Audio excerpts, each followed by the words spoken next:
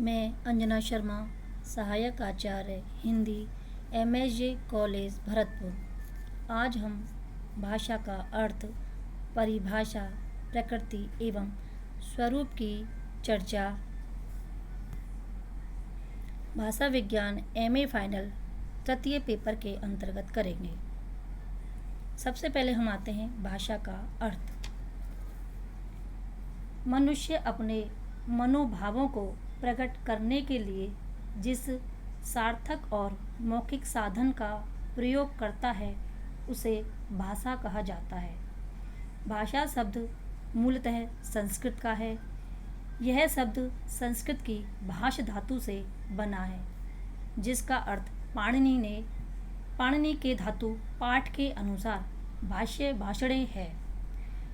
तात्पर्य यह है कि भाष धातु भाषण अर्थात बोलने के अर्थ में प्रयोग की जाती है। भाषण को बोलना भी कह सकते हैं। भाषा शब्द की व्युत्पत्ति के आधार पर इसका अर्थ बोलना अथवा कहना हुआ।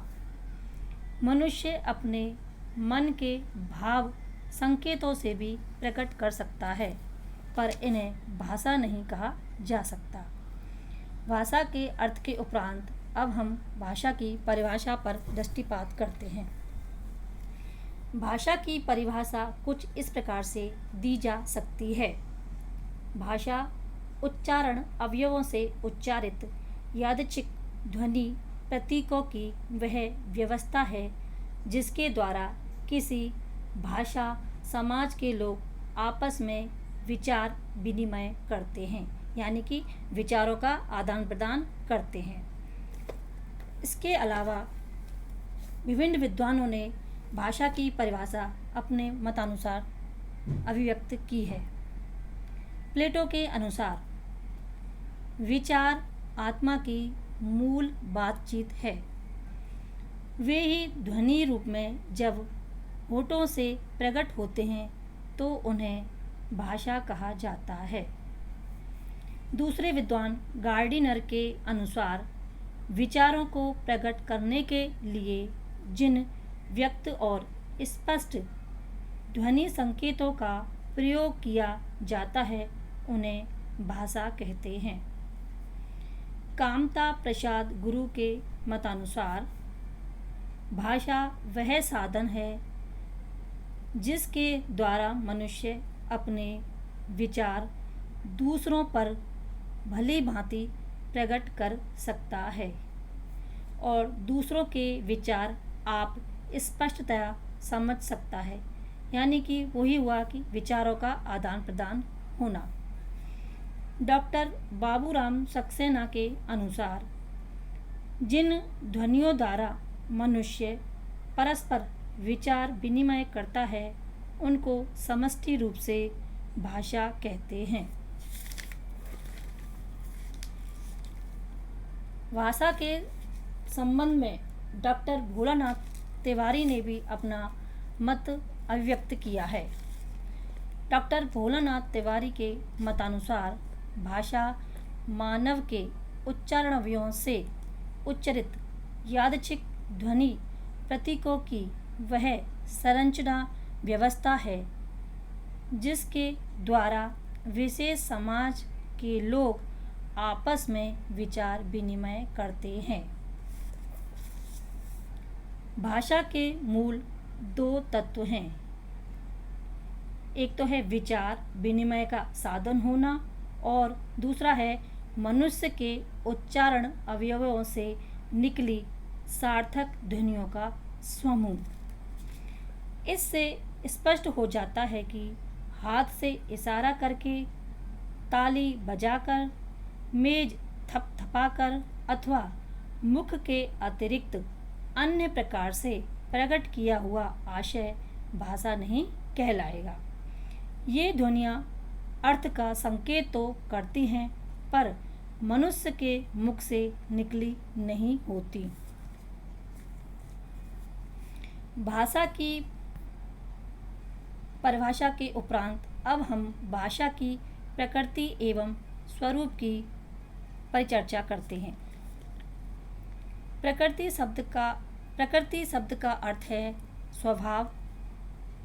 प्रत्येक भाषा का अलग अलग गठन होता है, पर सभी भाषाओं में कुछ बातें समान होती हैं। विद्वानों ने भाषा की प्रकृति को भाषा की विशेषता और प्रवृत्ति भी कहा है। ये शब्द लगभग समान अर्थ वाले हैं। डॉक्टर भोलानाथ तिवारी ने भाषा की विशेषताएं और प्रकृति शीर्षक के अंतर्गत निम्न लक्षणों का समावेश किया है। सबसे पहले आती है भाषा पैतृक संपत्ति नहीं है। दूसरा है भाषा सामाजिक वस्तु है। तीसरा है व्यक्ति भाषा को उत्पन्न नहीं कर सकता। चौथा है भाषा का अर्जन अनुकरण द्वारा होता है। पांचवा है भाषा परिवर्तनशील है। छठा है भाषा का कोई अंतिम स्वरूप नहीं है। अगला है प्रत्येक भाषा की भौगोलिक सीमा होती है। अगला प्रत्येक भाषा की एक ऐतिहासिक सीमा होती है। प्रत्येक भाषा की अलग संरचना होती है। भाषा कठिन से सरल की ओर होती जाती है। भाषा स्थूल से सूक्ष्म और प्रौढ़ होती जाती है। भाषा संयोगावस्था से वियोगावस्था की ओर चलती है। हर भाषा का एक मानक रूप होता है। अब इन बिंदुओं की हम विस्तृतवार पर चर्चा करेंगे। भाषा सामाजिक वस्तु है। भाषा समाज में ही आपसी संपर्क से उत्पन्न हुई है। समाज ही उसका प्रयोग करता है और उस सामाजिक प्रयोग के कारण ही वह विकसित होती है, जीवित रहती है और अंत में भाषा जब मरती है तो समाज में ही उसकी मृत्यु भी हो जाती है। यानी समाज के साथ ही भाषा की उत्पत्ति होती है और समाज के साथ ही भाषा की मृत्यु हो जाती है। इस प्रकार भाषा का पूरा जीवन यानी कि जिसमें उत्पत्ति, विकास, मृत्यु सब समाज से संबंधित है, इसीलिए भाषा पूर्ण रूप से सामाजिक वस्तु है। भाषा पैतृक संपत्ति नहीं है। पैतृक संपत्ति उसे कहेंगे जो अनायास पुत्र को माँ बाप से मिल जाए। भाषा के बारे में ऐसा नहीं है। हिंदी बोलने वाले दंपत्ति का बेटा यह आवश्यक नहीं कि वह हिंदी ही बोले। मान लीजिए शैशवावस्था में ही वह इंग्लैंड चला गया और वहीं के समाज में वह बड़ा हुआ, तो स्वभावतः वह वहाँ अंग्रेजी ही बोलेगा, और यदि उसे हिंदी का वातावरण नहीं मिला तो हिंदी उसे बिल्कुल नहीं आएगी। इस तरह कोई भी भाषा हम केवल अनायास सहज रूप में इसलिए नहीं सीख सकते कि वह हमारे माँ बाप की भाषा है। भाषा अर्जित संपत्ति है। जो पैतृक संपत्ति नहीं होगी, अर्जित होगी। भाषा भी वैसे ही अर्जित है। व्यक्ति उसका अर्जन किससे करता है? समाज से करता है। इसी कारण हम जिस भी समाज में रहते हैं उसी की भाषा हम अर्जित कर सकते हैं और कर भी लेते हैं। ऊपर के उदाहरण में हमने देखा कि समाज से अर्जन करने के कारण ही हिंदी भाषी माँ बाप का बेटा अंग्रेजी भाषी बन जाता है। उसी प्रकार अंग्रेजी भाषी माँ बाप के बेटे फ्रांसीसी समाज में रहकर फ्रांसीसी भाषी या हिंदी भाषी समाज में रहकर हिंदी भाषी बन सकते हैं। भाषा का अर्जन अनुकरण से होता है। अनुकरण मनुष्य का बहुत बड़ा गुण है। सामाजिक व्यवहार की सारी बातें हम अनुकरण द्वारा ही सीखते हैं। भाषा के संबंध में भी यही सत्य है। हम समाज में रहकर दूसरों के अनुकरण से भाषा सीखते हैं। बच्चे इसके अनुकरण में कभी कभी गलती कर जाते हैं, किंतु शीघ्र ही फिर अनुकरण करके अपनी गलती को ठीक कर लेते हैं। भाषा परिवर्तनशील है। भाषा में हमेशा ही थोड़ा बहुत परिवर्तन होता रहता है। इस परिवर्तन के कारण ही संस्कृत का गृह शब्द हिंदी में घर बन गया तथा कृष्ण कहानियाँ हो गई। वस्तुतः परिवर्तन इस विश्व का शाश्वत नियम है। हमारा विश्व, हमारा समाज, हमारा ज्ञान सभी कुछ परिवर्तित हो रहा है। उसी प्रभाव में भाषा भी परिवर्तित होती रहती है। भाषा का यह परिवर्तन कई रूपों में तो समाज के परिवर्तन के साथ भी चलता है। भाषा का कोई अंतिम रूप नहीं होता। इस चिर परिवर्तनशीलता के कारण ही जीवित भाषा का कोई अंतिम रूप नहीं होता। ऐसा नहीं कहा जा सकता कि अमुक भाषा का यह रूप अंतिम है और इसमें आगे और परिवर्तन या विकास नहीं होगा। भाषा यदि जीवित रहेगी तो उसमें परिवर्तन भी अवश्य होगा।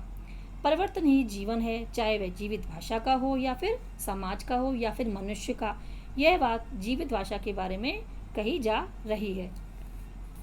भाषा के परिवर्तन या विकास की धारा कठिनता से सरलता की ओर जाती है। मनुष्य में यह प्रवृत्ति जन्म से ही होती है कि कम से कम प्रयत्न से वह अधिक से अधिक काम कर ले। इस कम से कम प्रयत्न की करने की जो प्रवृत्ति है उसके कारण ही भाषा में प्राय ही परिवर्तन आ गया है, जिसके आने से कम प्रयास में अधिक से अधिक अभिव्यक्ति हो। हर भाषा का अपना एक स्पष्ट या अस्पष्ट मानक या आदर्श रूप होता है। भाषा का प्रयोक्ता जाने अनजाने उस भाषा के आदर्श या उसके यथासाध्य निकटतम भाषा का रूप प्रयोग करता है। उसी आदर्श के कारण वक्ता जो कुछ कहता है, श्रोता उसका प्राय वही अर्थ ग्रहण करता है। इस एक रूप के कारण ही एक भाषाभाषी का हजारों लाखों या करोड़ों लोगों में आपस में विचार विनिमय होता है। हर समाज में भाषा की बोधगम्यता का मूल आधार उसमें प्रयुक्त भाषा का वह आदर्श रूप ही होता है, चाहे वह कितना भी अस्पष्ट क्यों ना हो। हर भाषा के प्राय हर व्यक्ति की अपनी व्यक्तिगत भाषा उसी भाषा के अन्य लोगों की तुलना में किसी न किसी रूप में थोड़ी बहुत भिन्न होती है। सूक्ष्म दृष्टि में देखा जाए तो हर भाषा के किसी न किसी रूप में उतने ही भेद होते हैं जितने उसके बोलने वाले होते हैं, किंतु यह भेद इतना सूक्ष्म होता है कि सामान्यतः ज्ञात नहीं होता। हर भाषा की अपनी अपनी अलग अलग विशेषताएं होती हैं। ऊपर की सभी विशेषताएं या बातें तो सभी भाषाओं में पाई जाती है, किंतु इस समानता के बावजूद विश्व की सभी भाषाओं की अपनी अपनी अलग अलग विशेषताएं भी होती हैं। यदि सभी की अपनी अपनी अलग अलग विशेषताएं ना हो तो फिर सभी अलग अलग भाषाएं ही ना हो। ये अलग अलग विशेषताएं ध्वनि, शब्द समूह, रूप रचना, वाक्य गठन या अर्थ आदि कई स्तरों पर हो सकती हैं। उपर्युक्त सभी उच्चारण अवयवों से उच्चारित यादृच्छिक ध्वनि प्रतीक युक्त सार्थक व्यवस्थित तथा समाज विशेष में विचार विनिमय का साधन आदि भाषा की कुछ और ऐसी भी विशेषता हैं जिनकी ओर भाषा की परिभाषा के अंतर्गत संकेत किया जा सकता है। धन्यवाद।